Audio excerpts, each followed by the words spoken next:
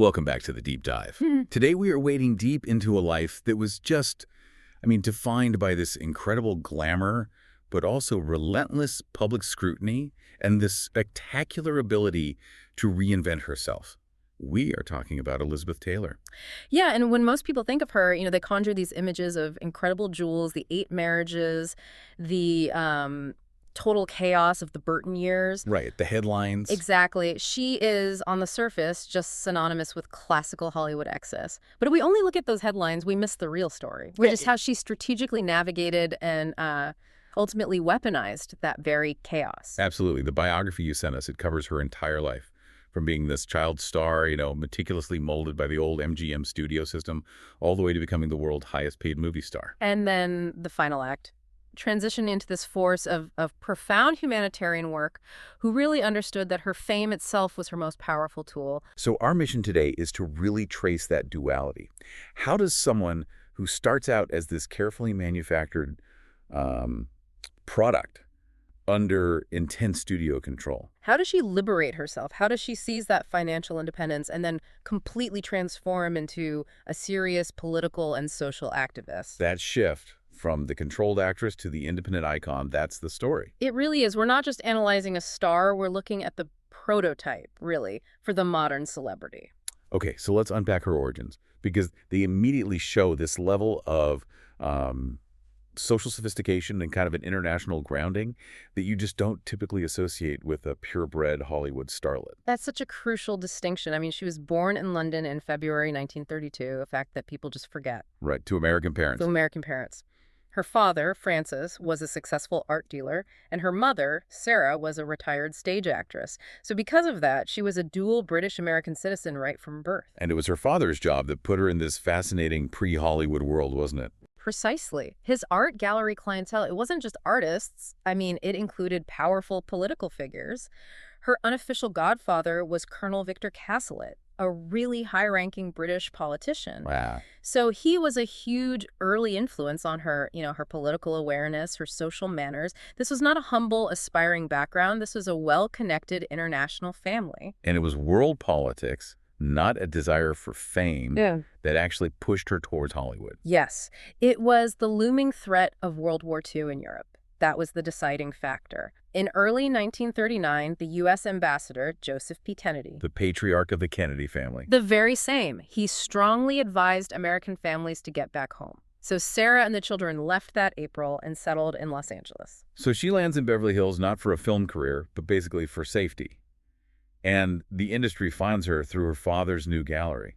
That's exactly how it happened. Her father opens this new gallery, and it starts drawing these powerful clients from the film industry, partly thanks to an endorsement from the columnist Hedda Hopper, who was a family friend. And the attention she got was immediate. Instantaneous. And it was all driven by her striking physical appearance. Which brings us to her most famous feature. Her eyes. They were this vivid blue that often looked violet, and they were framed by those famous, dense, dark double eyelashes. Which was a genetic mutation, right? A rare genetic mutation, yeah. This feature was instantly her brand, but ironically, it's what tripped her up at the very beginning. Tell us about that false start at Universal Pictures. Why on earth would they drop a girl with such remarkable features? She signed with them in 1941, made one tiny film, and they just terminated her contract after a year. The casting director in this notoriously short-sighted move just said the kid has nothing. Her eyes are too old. Her eyes are too old. What does that even mean? It meant she didn't fit the mold of the typical, saccharine, sweet child star of the day, like a Shirley Temple. Taylor had this directness, this unnatural physical maturity that, as she put it later, used to frighten grown-ups. It's so fascinating that the very thing Universal saw as a liability, this lack of conventional child sweetness, was exactly what MGM would later exploit to create a totally different kind of star. MGM saw raw, valuable material. They signed her in 1943 after she auditioned for Lassie Come Home. They saw the potential in that duality. The flawless beauty mixed with that slightly unnerving directness. But the second she signed that contract, her childhood was over. It truly ended right there. and that leads us straight to National Velvet in 1944. This was the moment the studio showed the full, terrifying extent of its control over the product. Oh, it was ruthless control, even down to her physical development. She was 12 when filming started.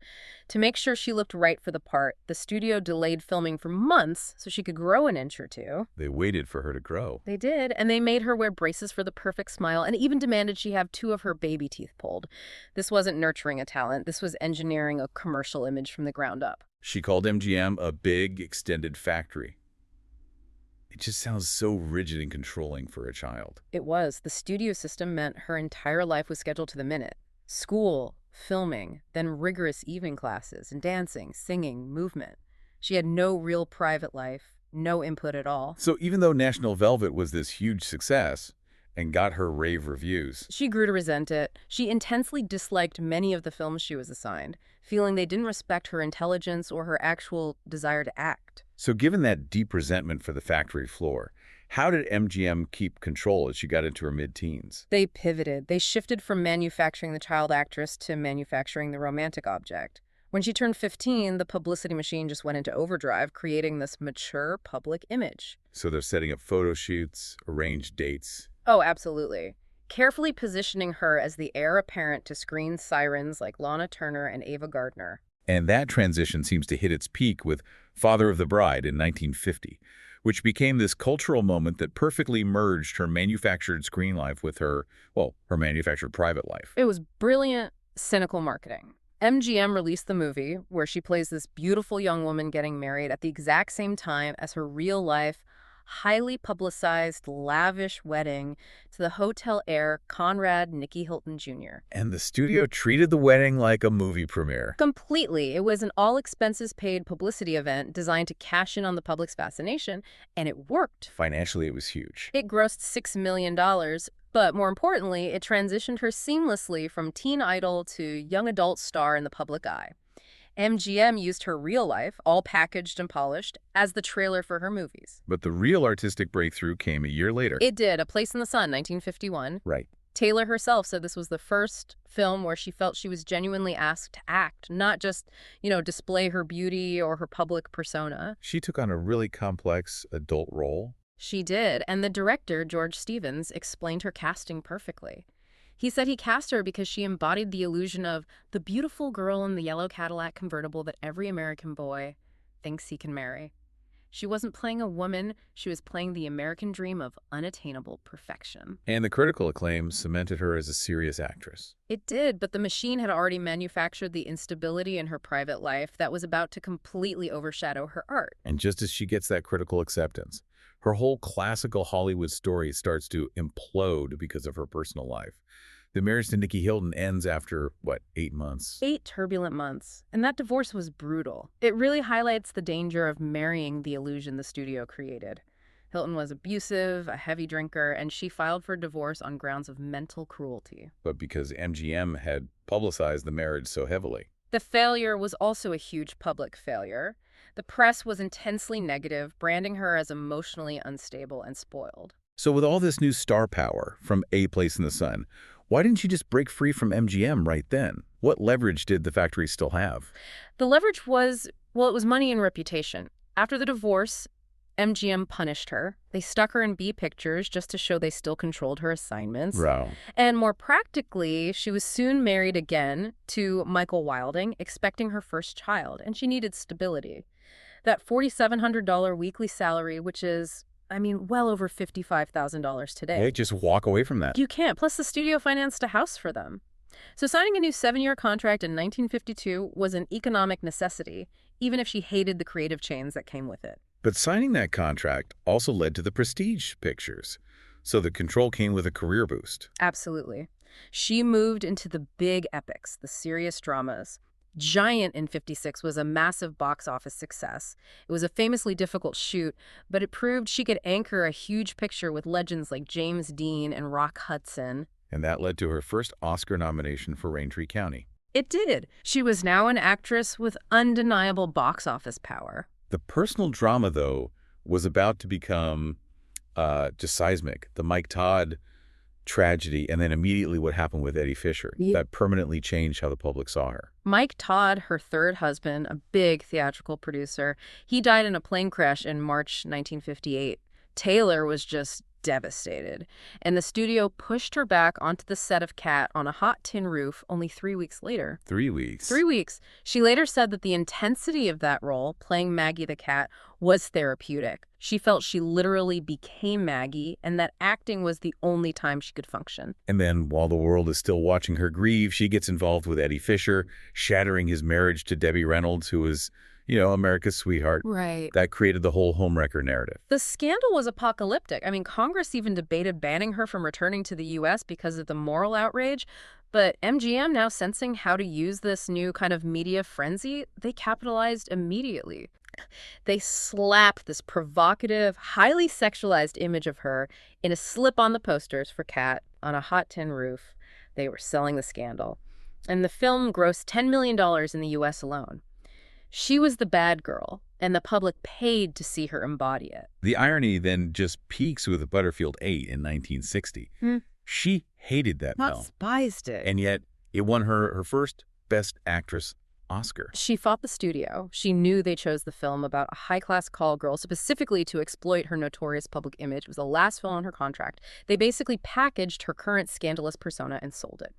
She won the Oscar, all while nearly dying from a severe illness later that year. It was the absolute end of the MGM factory era, and she walked away with the ultimate prize, having been forced to sell her soul for it. Which leads us to the game changer, Cleopatra. This is where the star finally breaks the system and takes control of the whole financial model. This is the critical moment. This is the template for modern celebrity contracts. Taylor became the first movie star in history to be paid $1 million for a single role. $1 million in 1963. $1 million. But even more revolutionary was the back-end deal, 10% of the gross profits. This completely decoupled her earnings from the studio's costs, guaranteeing she got paid no matter how much the budget ballooned. It was a true tower move. And the production, it did balloon. Tell us about the chaos around Cleopatra. Chaos is an understatement. Filming was halted constantly, bad weather, changing directors, and most terrifyingly, Taylor's near-fatal illness. In March of '61, she got this severe pneumonia that needed an emergency tracheotomy. She literally almost died. One news agency even prematurely reported her death. And that final budget was just staggering. $62 million, which today is like, over $640 million? It's the most expensive film ever made up to that point. And that budget was constantly fed by the biggest media frenzy ever seen, the Liz and Dick phenomenon. Her affair with Richard Burton. Her highly public, on-set, extramarital affair with Richard Burton was the ultimate publicity engine. They were being photographed constantly, and the public could not get enough of the forbidden romance. So why was that one paparazzi photo of them on a yacht in Ischia such a key turning point for celebrity media? Well, up until then, stars had managed, some degree of privacy, even during scandals. But that specific photograph marked the moment the paparazzi became this relentless global industry. It signaled that stars could no longer control their image or their environment. The media was suddenly everywhere. Everywhere. And the Liz and Dick narrative became the prototype for nonstop, intense celebrity coverage. The moral outrage was enormous. The Vatican condemned them for erotic vagrancy. Wow. So even though Cleopatra nearly bankrupted Fox, the star couple used all that scrutiny to build an economic empire. They turned themselves into a brand.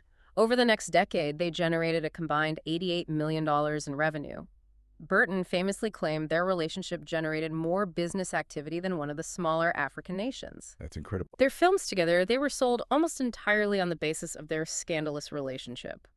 The art often took a backseat to the gossip column they had become. And yet, they still managed to achieve their critical peak during all this excess with Who's Afraid of Virginia Woolf in 1966. This was her masterful pivot. She had to prove she was an actress, not just a tabloid fixture, so she took the most daring step possible. She deliberately destroyed her own glamour. She gained weight, wore this terrible wig, used makeup to convincingly play the 50-year-old, bitter, abrasive Martha. She was actively trying to look unattractive to serve the role. Exactly. And that film was groundbreaking for its adult themes and language. It really pushed the boundaries of what was acceptable in American cinema. And her performance was just universally praised. It was. She deservedly won her second Best Actress Oscar for it. It was proof that beneath the global persona, the disciplined actress that MGM manufactured was still there, capable of astonishing work when she had control. And they briefly became producers themselves, right? Mm-hmm. With The Taming of the Shrew. They did, co-producing it in 1967. That move cemented their creative control. Taylor had zero Shakespeare experience, but she took on the difficult role of Kate. The director, Franco Zeffirelli, was so impressed he later said she invented the part from scratch. So that was the apex of that era. Total creative freedom, phenomenal earning power. It was, but by the late 60s, the novelty started to wear off. The public was tiring of the spectacle, and her career momentum began to fade as a new, less glamorous new Hollywood started to emerge. So if we look at the timeline, from that first MGM wedding in 1950 all the way to her 8th marriage, the media always framed her need for a husband as some kind of emotional instability. Okay, let's unpack this. What do the sources say was the deeper motivation there? The sources consistently point back to the trauma of the MGM factory floor. I mean, she had this extremely sheltered, structured childhood, followed by immense sudden fame. And her rather puritanical upbringing meant she equated love with legitimate marriage. So each union was a quest for the stability and independence she never had under MGM's control. She was trying to build a traditional domestic life that the studio had basically stolen from her. She even called herself emotionally immature during that period. She did, because of that constant professional sheltering. So let's focus on the period of maximum excess. Yeah. The Burton era. Detail the sheer scope of the jet-set lifestyle they led. It was just an unimaginable display of wealth for the time. They were constantly photographed spending millions on massive yachts, private jets, furs, art, and of course the diamonds. The diamonds. They were maybe the first couple whose public image was defined entirely by their spending. They were a walking, talking spectacle of celebrity maximalism. And central to that image were the jewels, which almost acted as proof of her stardom and power. They absolutely were. She was a serious, knowledgeable collector, but the most famous pieces were gifts from Burton, which cemented their opulent legend. We're talking masterpieces like the 33-carat Krupp diamond, The Taylor Burton diamond. the 69-carat Taylor Burton diamond, and the 50-carat La Peregrina pearl, which dates back to the 16th century. These weren't just accessories. They were historical artifacts, huge financial assets, visually cementing the status she'd fought for. After her 2 divorces from Burton, she tried to find stability by marrying John Warner, which was a huge shift into the political world. What was that period like? The intention was absolutely stability. She focused all her energy on supporting his political career, helping him win his seat as a U.S. senator. She campaigned tirelessly, did everything expected of a political spouse. But once he was elected, The life of a politician's wife in Washington, D.C. proved deadly boring and intensely lonely for a woman used to global fanfare and creative chaos. and that boredom led to a deep personal crisis. It did.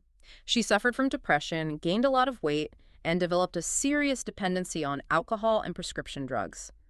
This low point eventually led to her first stay at the Betty Ford Center in 1983. And crucially, she was the first major celebrity to openly and publicly admit herself for treatment. Which broke a huge stigma. It was a massive deal, and it really paved the way for others to follow.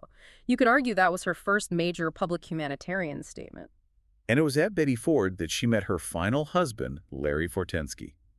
This marriage, husband number 7, is maybe the ultimate example of her weaponizing her fame for good. It is a perfect case study in redirection. Larry Fortensky was a construction worker she met while they were both in treatment. Their wedding in 1991 at Michael Jackson's Neverland Ranch was one of the decade's most intense media circuses. So instead of trying to hide from it, She leaned into it. She sold the exclusive wedding photos to People magazine for $1 million. and that $1 million didn't go into her pocket. Not a penny. That entire sum became the seed money she used to launch the Elizabeth Taylor AIDS Foundation. She turned this sensational personal event into a massive, immediate financial infusion for a cause she cared deeply about. That's incredible. Even their eventual divorce was handled with grace. She remained close to him and left him a sizable sum in her will. If we shift focus to her profound religious dedication, she converted to Judaism in 1959, raised as a Christian Scientist. What was that journey like?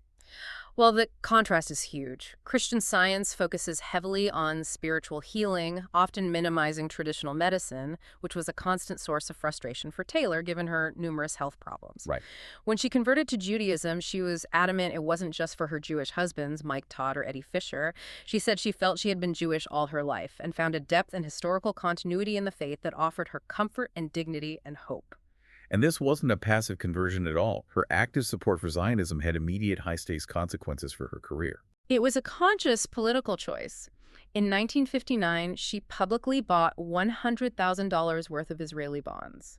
This act led to her films being immediately banned across 18 Arab countries. Wow. For years, right. For years, that was a tangible financial penalty for her political stance. It shows that even before her AIDS activism, she was willing to sacrifice huge market share for a deeply held belief. And that dedication peaked during the 1976 Entebbe skyjacking incident. It's one of the most stunning examples of celebrity intervention.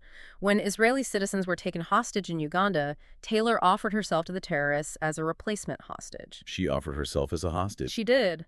The offer was politely declined by Israeli officials, but it just demonstrated the seriousness of her commitment. She was willing to risk her life for the cause. If we connect this to the bigger picture, this proactive use of fame is the constant thread, which leads us to her most surprising financial achievement, the fragrance empire. Indeed. The jewels were the visual shorthand for her glamour, but the financial structure that gave her lasting independence was built on selling that fantasy.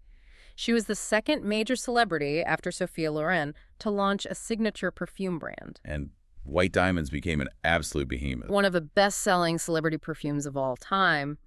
But what's crucial is the financial nugget here. Sources estimate she earned more money from her fragrance collection than from her entire acting career. More than acting, more than the Burton era. Yes. The majority of her immense $600 million to $1 billion estate came from fragrance revenue. She sold the dream of being Elizabeth Taylor, one small bottle at a time, and that business acumen ensured her wealth and, crucially, her ability to self-fund her charitable work. The success of that business empire gave her the financial base to really focus on what became her most enduring legacy. Her humanitarian work. Her acting career had slowed, but she realized the fame she had fought for decades was a tool. She had this incredible clarity. She recognized that the fame she'd often resented, the scrutiny, the invasive media, was actually a powerful commodity. She said she decided that with my name, I could open certain doors. I could take the fame and use it to do some good. She realized she didn't need to fight the paparazzi. She needed to use them. To amplify her cause, exactly. Yeah, and her cause, starting in the mid-'80s, was pioneering the fight against AIDS at a time when political leaders and other celebrities were just silent. She was truly one of the very first major voices. Her activism began in '84 by hosting an AIDS fundraiser. But the catalyst that forced her into the public spotlight was the diagnosis and death of her close friend and giant co-star, Rock Hudson. His diagnosis in 1985 forced the public to acknowledge the disease wasn't restricted to marginalized communities. Right. It was a shock to the system, and she acted immediately in response to that tragedy. What did she do? In 1985, she co-founded the National AIDS Research Foundation, which quickly merged with another group to become the American Foundation for AIDS Research, or AMFAR. She leveraged her entire network to bring attention and funding to the cause. And later, she founded her own organization, the Elizabeth Taylor AIDS Foundation, ETA. Why did she need a second organization when AMFAR was already active? She saw a gap.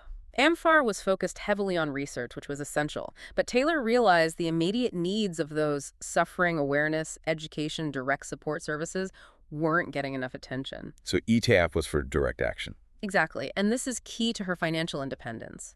She famously covered all the overhead costs of ETAF herself. Wow. That ensured that a much higher percentage of public donations went directly to the people who needed help. Her estate continues to fund the foundation today. She didn't just donate money, though. She used her star power to push her policy changes, showing this surprising political clout in Washington. Her strategy was direct political confrontation. She testified before Congress multiple times, advocating tirelessly for the Ryan White Care Act, the first comprehensive federal legislation to address HIV/AIDS. And she didn't mince words. She publicly excoriated the Republican administration for its inaction. And she used her status to reach the very top, even persuading President Ronald Reagan to finally break his silence on the disease. That was a pivotal moment. The Reagan administration had been notoriously slow to address the crisis. But Taylor, using her stature, her personal connection to Hollywood, and the emotional force of Rock Hudson's death, persuaded Reagan to publicly acknowledge the disease in a 1987 speech. It was the first time a sitting U.S. president had done so in a major public address. Which marked a turning point in federal engagement and resource allocation. This shift from actress to activist completely redefined her public image in the final decades of her life. The change was profound. She was honored with the Presidential Citizens Medal, the Jean Hersholt Humanitarian Award. Perhaps most significantly, she received the GLAAD Vanguard Award in 2000. GLAAD specifically noted that she was an icon whose position is based not on tragedy, but on her work for the LGBTQ community. Her legacy then rests on this constant tension between the manufactured persona and the serious actor. Critics often accused her of just playing herself because her life was so enormous it dwarfed her roles. That's the central paradox. Film historian Janine Basinger said her persona ate her alive. Yet the work itself holds up. 5 of her films are preserved in the National Film Registry for their cultural and historical significance. The artistic quality is undeniable, even if the media circus made it impossible for critics to see her simply as an actress. Culturally, she also earned the title of accidental feminist.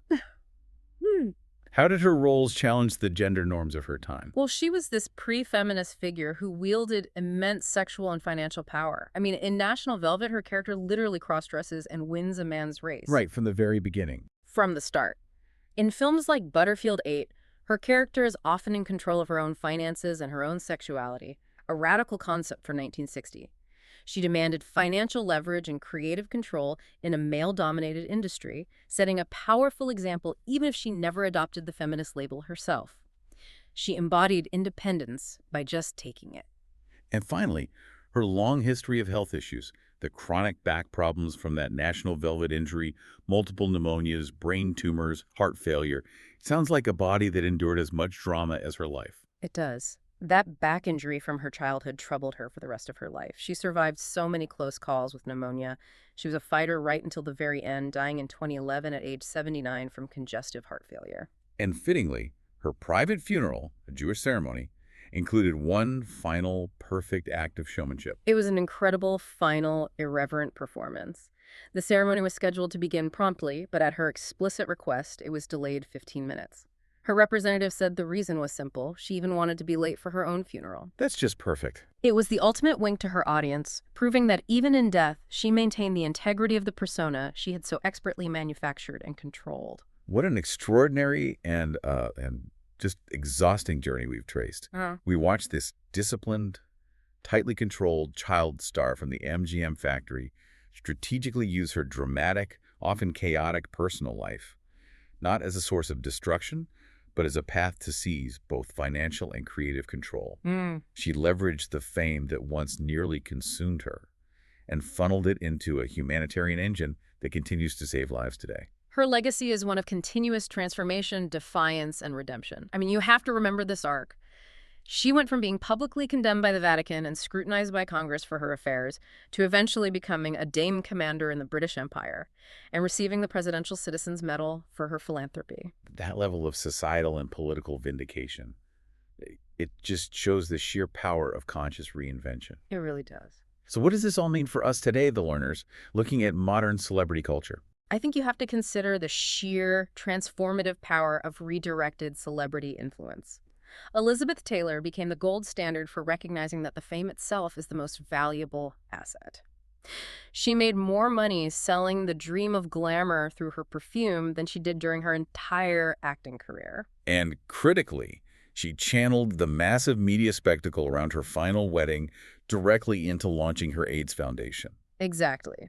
So does her career prove that in the modern era, the financial and philanthropic impact of a meticulously managed, often scandalous celebrity persona, the brand, is ultimately more impactful and enduring than the art they originally produced, especially when it's channeled toward a higher cause? That is the lesson she left for every celebrity who followed. It is. And that is a fascinating deep dive. Thank you for joining us. We'll see you next time.